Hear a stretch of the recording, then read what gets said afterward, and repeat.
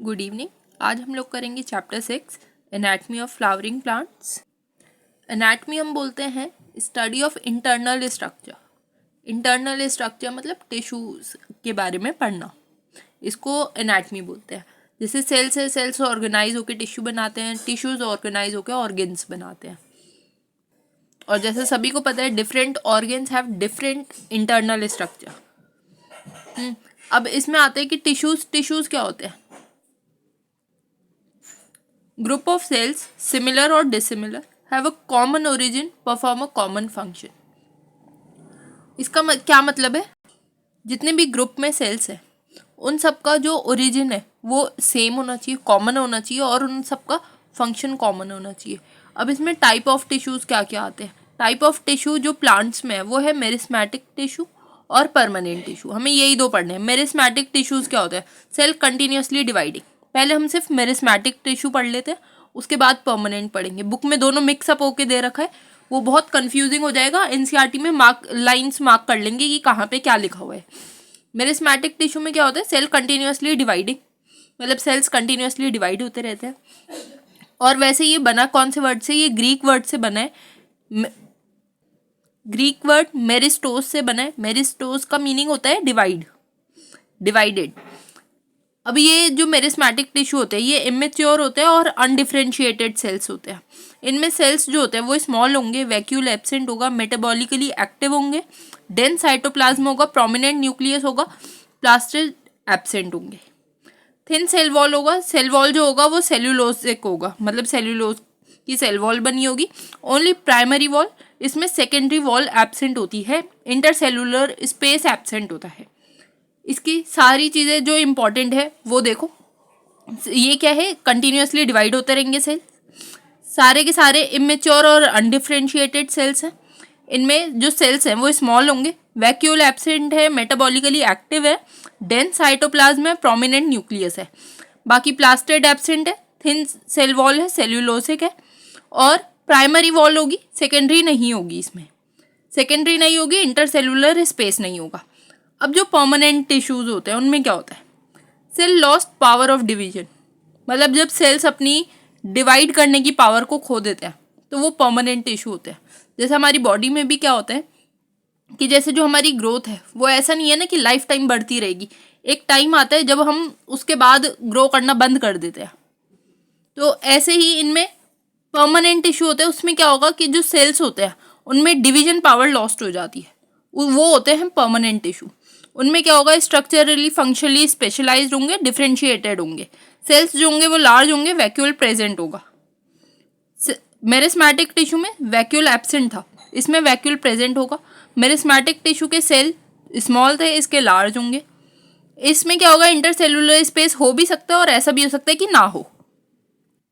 जो primary meristematic tissues होते हैं, प्राइमरी मेरिस्मेटिक, वो क्या होता है, वो सबसे पहले बन जाता है लाइफ में, फॉर्म्ड अर्ली इन लाइफ। ये क्या करता है, ये कंट्रीब्यूट करता है कि इनकी जो लेंथ इंक्रीज होती है उसमें ये बनाता है फॉर्म प्राइमरी टिश्यू। ये प्राइमरी टिश्यू बनेगा, इससे बनेगा प्राइमरी परमानेंट टिश्यू जो कि डिफरेंशिएट होगा। बाद में बनेगा सेकेंडरी मेरिस्मेटम जो लेटरल फॉर्म्ड होता है। सेकेंडरी वैसे भी ऐसे देखो कि प्राइमरी है वो मतलब पहले बना होगा, सेकेंड है सेकेंडरी बाद में बना होगा। तो सेकेंडरी मेरिस्मेटम लेट बनता है प्राइमरी के बाद, और ये सेकेंडरी ग्रोथ को बढ़ाता है। सेकेंडरी ग्रोथ क्या होती है, फर्स्ट इनिशियल पॉइंट जो होता है वो होता है कि उसकी पहले लेंथ इंक्रीज होनी चाहिए प्लांट की, बाद में आता है कि उसका डायमीटर बढ़ना चाहिए। तो सेकेंडरी ग्रोथ मतलब ये डायमीटर को बढ़ाता है, जिसको एनसीईआरटी में गिर्थ वर्ड यूज करा है डायमीटर की जगह पे। तो इंक्रीज इन गिर्थ, और ये किस चीज़ में हेल्प करता है, ये contribute to secondary growth of plant. इससे सेकेंडरी टिश्यूज बनेंगे और सेकेंडरी परमानेंट टिश्यू बनेंगे। इसका एग्जाम्पल क्या क्या होते हैं, सेकेंडरी जाइलम, सेकेंडरी फ्लोएम। जो डिवाइडिंग सेल्स होते हैं उनको हम कहते हैं अनडिफरेंशिएशन। जो लॉस्ट ऑफ डिवीजन पावर, जिनकी डिवीजन पावर लॉस्ट हो चुकी है, उनको हम वहाँ पे हम यूज़ करते हैं वर्ड डिफरेंशिएशन। फिर उसके बाद क्या होता है प्लांट में, उनमें दोबारा से रीगेन पावर ऑफ डिवीजन। जब दोबारा से पावर आती है डिवीजन की तो उसको हम बोलते हैं डी डिफरेंशिएशन। और फिर again lose division power. Secondary permanent जो होता है उसको हम बोलते हैं रीडिफरेंशिएशन। ये वर्ड्स एनसीईआरटी में दिए हुए हैं, जहाँ पे आएंगे हम वहाँ पे पढ़ेंगे। फिर आते हैं टाइप्स ऑफ मेरिस्टेम। अब नेक्स्ट आते हैं टाइप्स ऑफ मेरिस्टेम। मेरिस्टेम के टाइप्स क्या होते हैं? एपिकल मेरिस्टेम जो होता है वो कहाँ होगा? एट रूट ऑफ एपेक्स, जिसको हम रूट एपिकल मेरिस्टेम भी कहते हैं। At distant most region on the shoot, ये ज़्यादातर जब रूट्स पे होगा तो हम बोलेंगे रूट एपिकल मेरिस्टेम, जब शूट्स पे होगा तो बोलेंगे शूट एपिकल मेरिस्टेम। ये अर्ली फॉर्म्ड होता है, प्राइमरी मेरिस्टेम होता है, और ये किस चीज़ में हेल्प करता है? Increase in length of the plant, form a primary permanent tissue during formation of leaves and elongation of stem. इसमें क्या होता है? जो ये शूट एपिकल मेरिस्टेम होते हैं, जो ये थोड़े से रह जाते हैं, इनसे बनती है एक्सिलरी बड, जो कि आगे बाद में डेवलप हो जाती है फ्लावर में या ब्रांच में। फिर आता है intercalary meristem.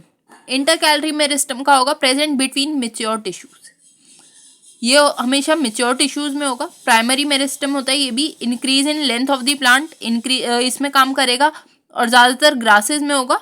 And regenerate power होती है इनमें, regenerate power lost by grazing animal. Regeneration power मतलब कि जो ग्रेजिंग एनिमल्स होते हैं, जैसे गाय हो गई, ये जो घास चरने वाले जानवर होते हैं, ये जो इन्हें खा लेते हैं तो ये वापस से ग्रो करने लग जाता है, अर्ली फॉर्म्ड होता है। फिर आता है इंटरकैलरी के बाद आता है लेटरल मेरिस्टेम।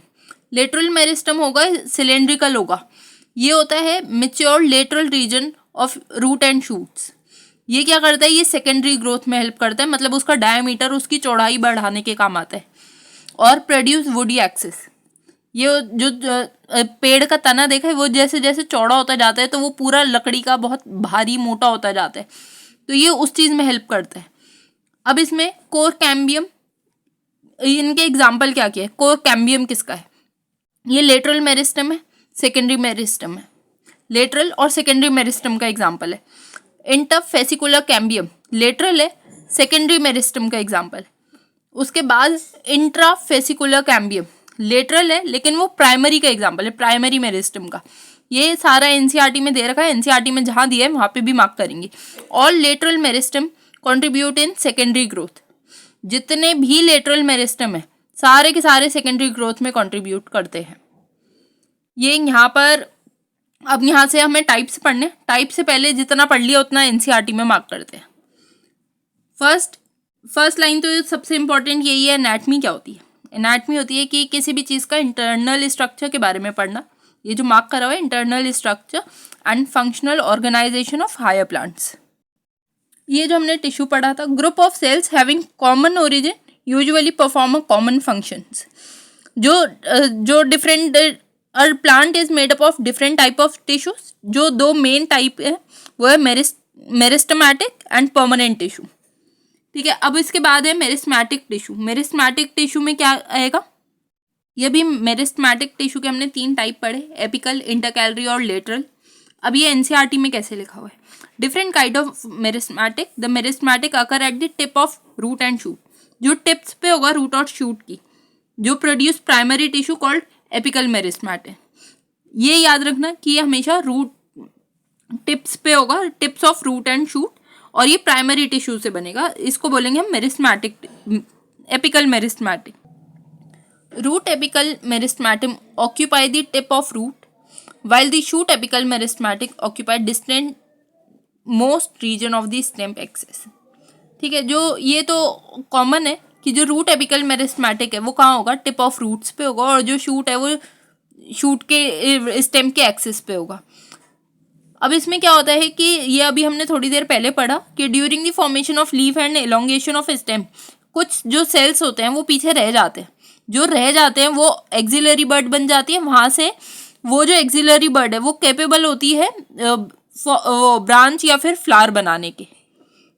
यही एनसीईआरटी में लिखा हुआ है। Some cells left behind from the shoot apical meristematic constitute axillary bud such as such birds are present in axil of leaves are capable of forming branch और flower.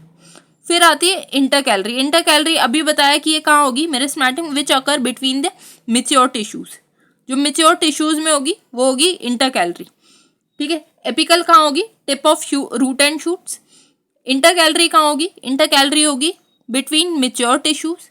They occur in grasses and regenerate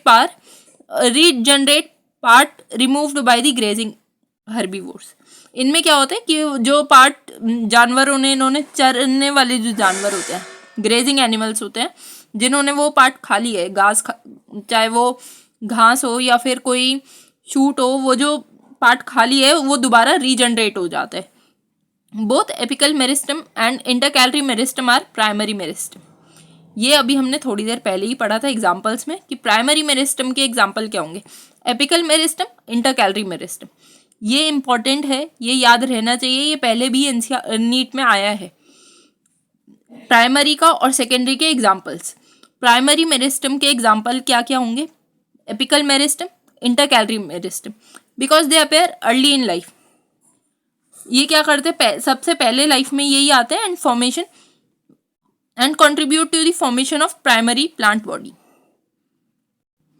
अब secondary और lateral meristem क्या होता है, वो जो इनकी growth को बढ़ाते हैं, सेकेंडरी ग्रोथ को बढ़ाता है, इनकी गिर्थ को बढ़ाने का काम करता है। Mature region of root and, ये कहाँ पे मिलेंगे, जो सेकेंडरी और लेटरल मेरिस्टम है ये मिलेंगे mature region of root and shoot. इनमें क्या होगा, produce woody axis, appear lateral, then the primary meristem. ये ऑब्वियस है कि ये प्राइमरी के बाद ही बनेगा। और उसके बाद में ये कैसा होगा, सिलेंड्रिकल होगा। अब इसमें एग्जाम्पल सबसे ज़्यादा इंपॉर्टेंट है, fascicular vascular cambium, interfascicular cambium और cork cambium are the example of lateral meristem. ये इंपॉर्टेंट लाइन है, मैंने पहले भी अभी बताया। Apical meristem, intercalary meristem example हैं प्राइमरी के, और सेकेंडरी के एग्जाम्पल हैं fascicular vascular cambium, interfascicular cambium और कोर कैम्बियम एग्जाम्पल है लेटरल के। मैं दोबारा रिपीट कर देती हूँ, प्राइमरी के एग्जाम्पल हैं एपिकल और इंटरकैलरी, ये 2 एग्जाम्पल हैं बस प्राइमरी के। सेकेंडरी के 3 एग्जाम्पल हैं, फेसिकुलर वस्कुलर कैम्बियम, ठीक है, जिसको हम FVC से याद रख सकते हैं, इंटरफेसिकुलर कैम्बियम और कोर कैम्बियम। ये 3 एग्जाम्पल हैं लेटरल मेरिस्टम के। ये किस चीज़ में एग्जाम्पल करते हैं, they are responsible for producing secondary tissues. ठीक है, परमानेंट और मेच्योर सेल्स क्या होते हैं, लूज एबिलिटी टू डिवाइड, जब वो अपनी एबिलिटी खो देते हैं डिवाइड करने की, उनको हम बोलते हैं परमानेंट और मेच्योर टिश्यू, और कंस्टिट्यूट परमानेंट टिश्यूज। इसमें क्या आते हैं, और परमानेंट टिश्यू में क्या होगा, cells normally do not divide, ज़्यादातर डिवाइड नहीं करेगी, स्ट्रक्चरली फंक्शनली स्पेशलाइज्ड। इसमें सिंपल होगा, कॉम्प्लेक्स होगा, 2 पार्ट्स है। अब सिंपल में भी only 1 type of cells, all are similar and perform same or a common function. इसमें सारे के सारे सेम या फिर कॉमन फंक्शन को ही करेंगे। इसके 3 एग्जाम्पल्स हैं, पेरेन्काइमा, स्क्लेरेन्काइमा, कोलेन्काइमा। ये 3 एग्जाम्पल हैं सिंपल परमानेंट टिश्यू के। फिर आता है कॉम्प्लेक्स परमानेंट टिश्यू, उसमें क्या है, more than 1 type of cells. कोई भी चीज़ सिंपल है तो वो ज़्यादातर एक ही चीज़ से बनी होगी, सिमिलर फंक्शन होगा, इसलिए वो सिंपल है। कॉम्प्लेक्स है तो वो ऑब्वियसली एक से ज़्यादा चीज़ों से बनी होगी, तभी वो कॉम्प्लेक्स है, कॉम्प्लिकेटेड है। तो मोर than 1 type of cells perform common function. इसके 2 पार्ट्स हैं, वो 2 टाइप्स हैं, जाइलम और फ्लोएम। अब इनके बारे में डिटेल में पढ़ते हैं कि सिंपल परमानेंट में और क्या क्या है। ये यहाँ NCERT में लास्ट में लिखा है, lose the ability to divide, such cells are termed permanent और mature cells. Last line important है, apical meristem produce dermal tissue, ground tissue and vascular tissue. ठीक है, ये पहले भी नीट में आया है, ये PYQ है, ये लास्ट टाइम भी ऐसे आया था। इसमें तुम्हें 3 ऑप्शन दिए होंगे और इनमें से कोई एक मिसिंग होगा, तो ऑब्वियसली वो ऑप्शंस में से हमें बताना होगा कि और कौन सा होता है कौन सा नहीं। एपिकल मेरिस्टम, इसमें क्या आएगा, produce dermal tissue, ground tissue, vascular tissue. अब यहाँ से हम इनके टाइप से पढ़ते हैं परमानेंट टिश्यू के। इसमें आते हैं सबसे पहले पेरेन्काइमा। पेरेन्काइमा होगा मोस्ट अबेंडेंट, जो सब जगह मिलेगा, ठीक है। Form major component of organs, universal tissue है। इसमें क्या होगा, लिविंग टिश्यू जो है, ये लिविंग टिश्यू है एक, जो इसके सेल्स होंगे जनरली आइसोडायमेट्रिक होंगे और may be round, spherical, Oval, in polygonal, ऐसी इनकी शेप हो सकती है, एलोंगेटेड हो सकता है, सेलुलोसिक सेल वॉल होगी। Only primary, no secondary walls, इसमें सेकेंडरी वॉल्स नहीं होती हैं। वैक्यूल्स प्रेजेंट होते हैं, कॉम्पैक्टली पैक्ड होते हैं, इंटरसेलुलर स्पेस में बी प्रेजेंट। इनका फंक्शन क्या होता है, इनके सिर्फ 3 फंक्शन होते हैं, फोटोसिंथेसिस, स्टोरेज एंड सिक्रेशन। बस ये 3 के अलावा और कोई इनका फंक्शन नहीं होता, ठीक है। अब ये एनसीईआरटी में जैसे लिखा है उसमें मार्क करते हैं।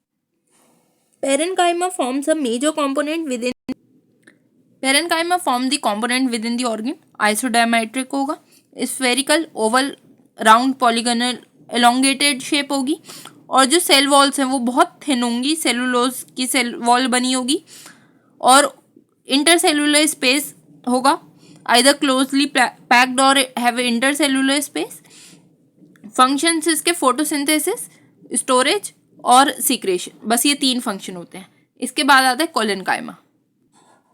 कोलेनकाइमा होता है living mechanical tissue, retain protoplasm at maturity. Cell wall, जो सेल होगा वो ओवल होगा, राउंड होगा, पॉलीगोनल होगा, इंटरसेलुलर स्पेस एब्सेंट होता है।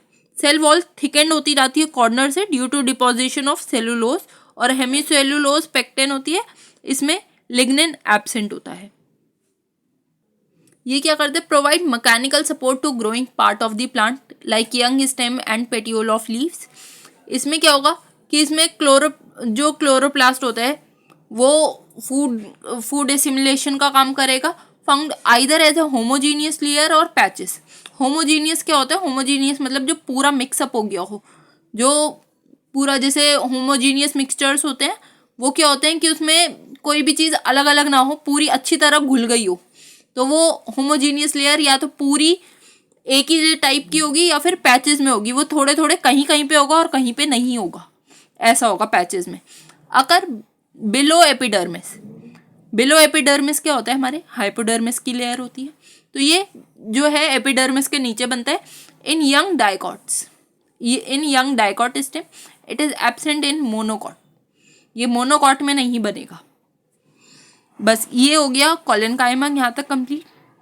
देखो इसमें ए पार्ट में दिखा रखा है कि इंटरसेलुलर स्पेस थोड़ा थोड़ा प्रेजेंट होगा, ये पेरेन्काइमा का फिगर है जो बुक में एनसीईआरटी में दे रखा है। और ये जो सेकंड वाला है ये कोलेनकाइमा का फिगर है। कोलेनकाइमा में क्या बताया कि जो ये साइड वॉल्स जो हैं ये थिक हो जाएंगी, कॉर्नर से ये थिक हो जाएगा due to deposition of cellulose, इसकी वजह से। अब ये पूरा एनसीईआरटी में लिखा है the collenchyma occur in layer below epidermis in most of the dicot plant. ये होमोजीनियस लेयर में होगा या पैचेस में होगा। इसमें नेक्स्ट लिखा है थिक एंड कॉर्नर्स हो जाएंगे due to deposition of cellulose, hemicellulose और पेक्टिन्स। इसकी जो शेप है वो ओवल, स्फेरिकल और पॉलीगोनल होगी, कंटेन क्लोरोप्लास्ट, इसमें क्लोरोप्लास्ट होगा। These cells assimilate which contain when they contain chloroplast, जब इनमें क्लोरोप्लास्ट होगा तो यहाँ पे फूड स्टोरेज होगा। Intercellular space are absent, they provide mechanical support and growing, ये मैकेनिकल सपोर्ट प्रोवाइड करेंगे कहाँ पे, यंग स्टेम या फिर पेटियोल ऑफ लीव्स पे। ये हो गया हमारा कोलेनकाइमा कंप्लीट। फिर आता है स्क्लेरेनकाइमा। जो स्क्लेरेनकाइमा है वो डेड विदाउट प्रोटोप्लाज्म होगा, थिक होगा, लिग्निफाइड वॉल्स होंगी, सेकेंडरी वॉल्स प्रेजेंट होगी, नैरो और लॉन्ग सेल्स होंगे, have few numerous pits. Pits क्या होते हैं, जो provide mechanical support, mechanical strength जो देते हैं। ये 2 टाइप के होते हैं, कौन कौन से, फाइबर और स्केलेरेट्स, बस ये 2 टाइप्स के ही हैं। Sclerenchyma consist long, narrow and thin lignified cell walls having numerous pits. Pits क्या होते हैं, ये देखो ये फिगर में सी वाला जो फिगर है इसमें ये जो छोटे छोटे से स्पेस छोड़ रखे हैं ना, ये वाला पार्ट, ये वाला पार्ट छोड़ रखे हैं, ये सारे के सारे ये वाले ये सारे पिट्स होते हैं। अब इसके बाद they are usually dead without protoplasm. इसमें क्या होता है, स्केलेटन काइमा में बी आइदर फाइबर और स्केलेरेट्स। ये दो टाइप के होंगे। जो फाइबर होगा वो थिक वॉल्ड होगा, इलोंगेटेड होगा, पॉइंटेड होगा, और ये ग्रुप्स में होगा हर जगह। स्केलेरेट्स जो है वो स्फेरिकल होंगे, सिलेंड्रिकल होंगे, हाईली थिकेंड होंगे, डेड सेल्स होंगे। ठीक है, फाइबर के लिए क्या यूज किया, थिक वॉल्ड यूज किया, इसके लिए highly thickened dead cells with narrow cavity. Narrow cavity को हम बोलते हैं ल्यूमेन। ठीक है, these are commonly found in fruit walls of nut. ये कहाँ पे होगा, फ्रूट वॉल्स पे होगा, नट्स पे होगा, पल्प ऑफ फ्रूट्स पे होगा, जैसे कि गुआवा, पीर और सपोटा, और सीड कोट ऑफ लेग्यूम्स और leaves of tea. Sclerenchyma provide mechanical support to the organs. ये यहाँ तक हमारा ये स्केलेटन काइमा कंप्लीट हो गया। यहाँ आपको परमानेंट टिश्यू में स्केलेटन, सिंपल परमानेंट टिश्यू तक स्केलेटन काइमा, इसके जो 3 हमने पार्ट पढ़ लिए, पेरेन्काइमा, कोलेनकाइमा, स्केलेटन काइमा। यहाँ तक अगर कोई डाउट है तो कमेंट कर सकते हो। वीडियो अच्छा लगा हो वीडियो लाइक करो, चैनल सब्सक्राइब करो। Thank you.